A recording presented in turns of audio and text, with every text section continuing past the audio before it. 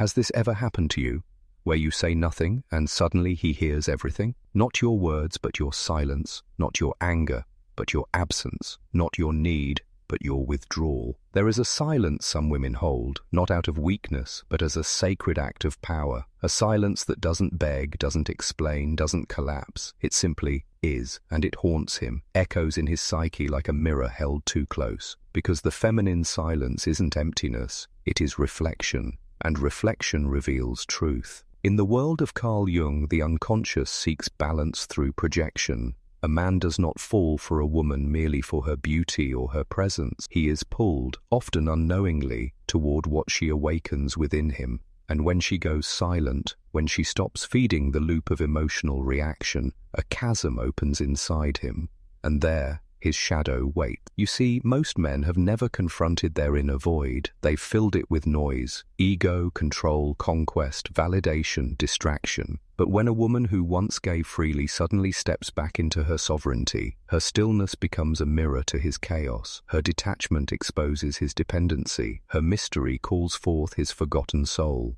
This is not the silence of punishment. It is the silence of knowing. And some women, they reach this place not by choice, but by transformation. She has tried. Oh, she has tried. Tried to be seen, tried to be heard, tried to be understood by a man whose emotional literacy was written in survival, not connection. She offered softness where there was coldness. She gave warmth to stone. She reached into the hollow of his guarded masculinity, hoping something there might soften. But a woman eventually learns, not out of bitterness, but clarity. She learns that no amount of explaining will teach a man what his soul refuses to hear, and so she becomes quiet, not passive, but powerful, because her silence now comes from her spine, not her wounds. And here lies the alchemy. Jung taught that the anima, the feminine within the male unconscious, is both muse and madness. It is his inner feminine, fragmented and projected onto the outer world. When a man encounters a woman who has entered her own individuation, who is no longer reacting to him but reflecting his own lack of inner work, he either awakens or he spirals. There is no middle. Some men will feel this silence as abandonment. They will call her cold, distant, selfish, but that is only the ego resisting death, because something must die in him when she stops playing the emotional caretaker. His entitlement, his unconscious grip on her validation, his illusion of control. Other men, the rare few, will feel the gravity of this silence not as punishment, but as initiation. They will see her not as a loss, but as a portal. They will ask, not her, but themselves, what did I feel when she fell silent? And in that space, the real work begins. Her silence becomes his mirror. Her detachment becomes his test. Her absence becomes his reckoning. And let this be clear, a silent woman is not a broken woman. She is often the woman who has finally healed enough to stop bleeding for others. She is the woman who no longer leaks energy into the hands of those who don't know how to hold it.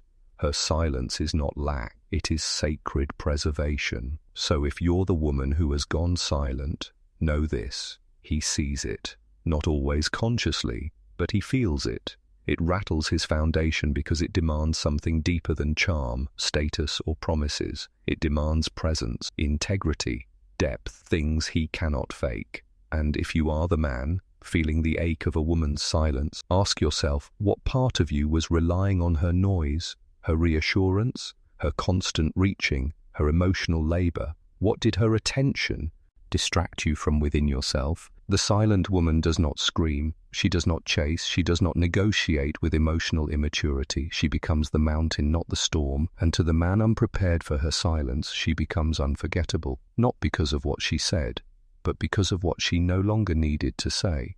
Because in the Jungian mythos of male and female integration, the true feminine is never loud. She is deep. She is symbolic. She speaks in image, intuition, and dream. When she stops speaking, she becomes archetypal, no longer just her, but every woman he failed to understand. And that is unforgettable. There's a moment, quiet, internal, when a man begins to feel the weight of her silence, not just in the absence of her voice, but in the space where his identity once echoed back to him through her attention. He notices it in the way his jokes now fall flat, how her eyes no longer seek his, how her energy has turned turned inward towards something he can no longer reach. It's subtle, like a shadow withdrawing from a flame, but it is devastating, because until now he may have mistaken her presence for permanence. He may have believed her softness was endless, her empathy eternal. He thought he could wound her and she would explain. He thought he could disappear and she would wait. He thought he could return and she would receive him like before. But this time her silence says, no more. Carl Jung taught that what we reject in ourselves becomes projected onto others. A man who has not made peace with his own vulnerability, with his fear of being unseen, with his dependence on emotional validation, will seek a woman to carry these for him. She becomes his emotional compass, his unconscious therapist, his mirror. But when she no longer reflects what he wants to see, when her silence stops affirming the illusion, he is forced to meet himself, raw, unedited, alone. This is the rupture. And it is necessary, because some men never become conscious until they lose the woman who once reflected their worth, and some women never become whole until they stop reflecting everyone else's pain. To the man, the silent woman becomes a paradox. She is no longer for him, but she haunts him. She is no longer asking, but she is unforgettable, because her silence holds all the things she once said with love, now wrapped in absence. It is not rejection, it is evolution, and men, if they are willing, will feel the tremor of this. If they have depth, they will not resent her, they will respect her. If they have courage, they will turn inward, not to manipulate her return, but to confront what her absence reveals. Her silence becomes his initiation, his invitation into depth, into his own anima, the inner feminine that he has long ignored, dominated, or feared. In Jungian terms, this is where transformation begins, through discomfort, through dissent, through the collapse of the ego's control.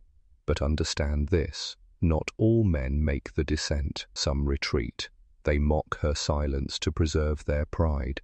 They label her too much, too distant, too emotional to protect their narrative, because to admit that her absence affected them would unravel the false self, the mask they wear to survive in a world where masculine vulnerability is shameful and buried. And yet, they remember her. Years may pass, lovers may come and go, but the woman who walked away without noise, without war, without venom, just stillness, remains etched in the unconscious.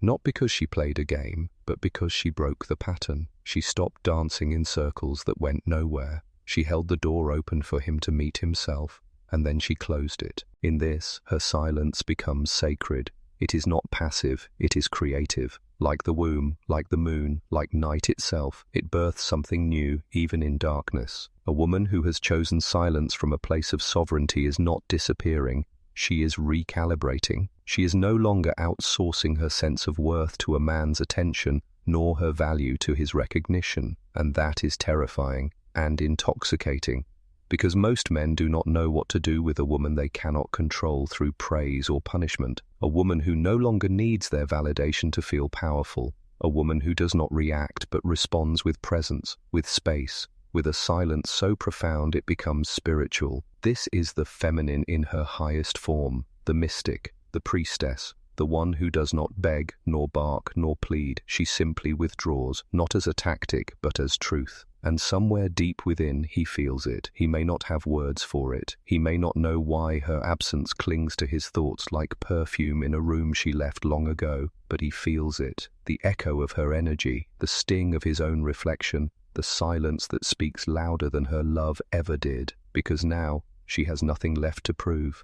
And that is unforgettable. The moment the silent woman walks away from the emotional spectacle, whether it's a relationship, a pattern, or a man, something fundamental shifts within her. This shift is more than just detachment, it is a reclamation of self. She becomes the living embodiment of what Jung called individuation, the process of becoming whole by integrating the unconscious aspects of the self. She stops seeking approval and begins to seek truth, and in that moment her silence, once a mere absence of words, becomes an act of profound self-empowerment. To a man unprepared for such a transformation, this silence will be perceived as a loss. He will feel as though something vital has been stripped away, like a limb amputated without consent. For the first time, he may face the stark truth of his dependency. on her attention, on her emotional investment, on her presence to sustain his fragile sense of self-worth. But as he searches for her in the void, he discovers something far more terrifying than her absence, his own inner emptiness. This is the crux of the matter. Her silence doesn't just reveal the fragility of the connection, it reveals the fragility of himself. A man who has never been taught to cultivate his own emotional self-sufficiency will feel destabilized by her withdrawal. He will miss the way her energy once filled the space around him, feeding his ego, his need for constant reassurance. But he will fail to realize that her silence is not rejection, it is an invitation to individuate, to confront the shadows of his own psyche that he has spent a lifetime avoiding.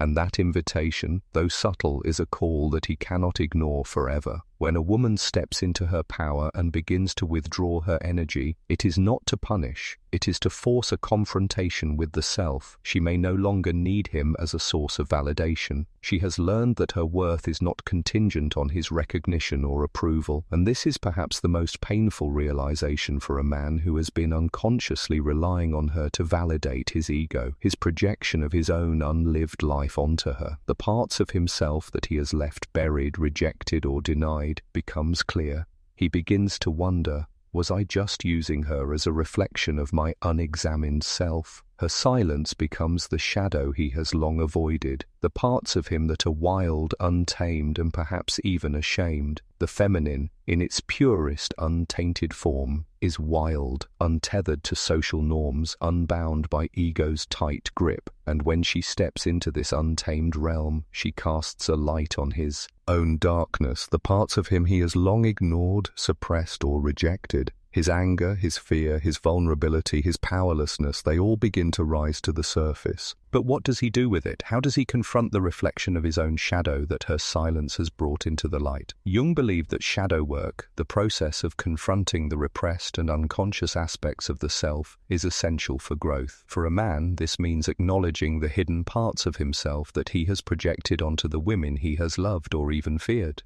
He may have projected his unexpressed emotion onto her, his unhealed wounds, his need for someone to fill the emptiness inside. But when she withdraws her energy, she gives him the space to confront those wounds. She leaves him with nothing to hold on to but the fragments of his own soul that he has been unwilling to face. And this is where the magic happens. The man who is brave enough to meet the silence, who dares to examine what he feels in her absence, has the potential to transform. He is called to face his own shadow, to embrace his own vulnerabilities, and ultimately to grow. This process is uncomfortable, painful, and requires immense courage, but in the end it leads to integration, to becoming a more whole version of himself, free from the ego-driven patterns that once led him to seek external validation in others. For the woman who has stepped into silence, there is a deep sense of release. She is no longer shackled by the expectations of others. She no longer needs to perform her worth. She has rediscovered the sacredness of her own being, untangled from the judgments and projections of the outside world. She is free to exist without explanation, and in this freedom she becomes a woman unforgettable, not because she is performing for anyone, but because she is finally fully herself. The silent woman does not need to explain her absence. She does not need to justify her detachment. The power in her silence is found in the space it creates for her own growth and for his. She has become the mirror that reveals the truth, but it is up to him to look into it and see beyond the surface. His journey is not to reclaim her, but to reclaim himself. There is a haunting quality to this transformation. It is as though the woman who has fully embodied her own power is no longer tethered to the man's world. And yet she leaves an imprint on him that he cannot escape. He may try to fill the void with new relationships, with distractions, with pursuits of power and status, but nothing will ever match the profound depth of what he lost in her silence. He cannot forget what she has taught him, not through words, but through absence. Through a withdrawal so deep and pure that it forces him to face what he would rather avoid, his own capacity for love, his own capacity for growth, and his own fragility. The woman who has mastered the art of silence does not need to chase, does not need to plead, does not need to cry for attention. She becomes the woman who chooses her path, and by doing so she becomes the woman who cannot be forgotten. The woman who knows her worth doesn't chase, she chooses.